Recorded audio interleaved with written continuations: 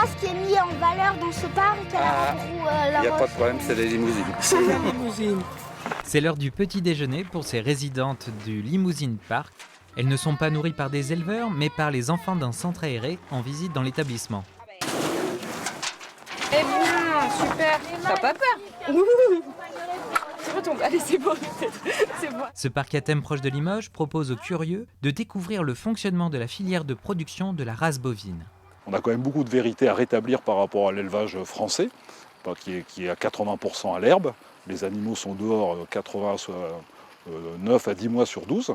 Et également que les gens viennent pour s'amuser. C'est vraiment cet équilibre qui est compliqué à trouver, mais je crois que petit à petit la mayonnaise prend et on arrive à trouver cet équilibre. Les gens viennent s'amuser tout en s'informant. En plus de promouvoir la vache limousine, le parc tient à trouver son équilibre entre univers ludique et pédagogique. Recopie ici ton indice numéro 4. Actuellement, pour trouver des gens dans la famille qui ont un lien avec le monde agricole, il faut remonter aux grands-parents, aux arrière-grands-parents. Donc il y a une déconnexion de la réalité de l'élevage et puis la perception qu'en ont les gens, c'est-à-dire à travers la télévision, à travers certaines émissions choc, où on cherche vraiment à faire du choc pour attirer l'audience. Donc il y a vraiment cette déconnexion. Donc ici, le but c'est ça, c'est de rappeler quel est le lien entre les éleveurs et le consommateur. Le Limousine Park compte donc sur le jeu pour approcher deux univers qui se côtoient peu, les enfants et la filière agricole. Allez, vas-y. Ça, c'est Jojo. Jojo. Tu peux la caresser, voilà, il n'y a pas de souci.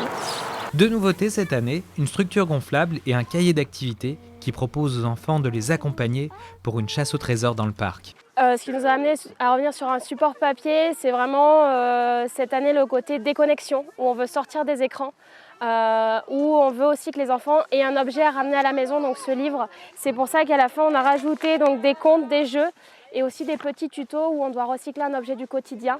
Entre la venue des touristes et des entreprises en séminaire, le parc mise sur l'envie d'évasion après le confinement. Son taux de fréquentation pour la première quinzaine de juillet est déjà supérieur de 40% à la même période l'an passé.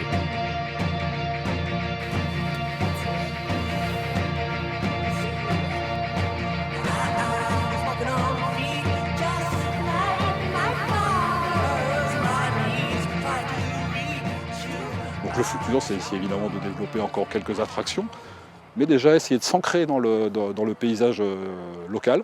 C'est quelque chose vraiment, on prend notre temps. Vous savez, quand on fait naître des veaux, on sait très bien que c'est pas pour tout de suite, c'est pas dans 2 mois qu'on va valoriser le veau.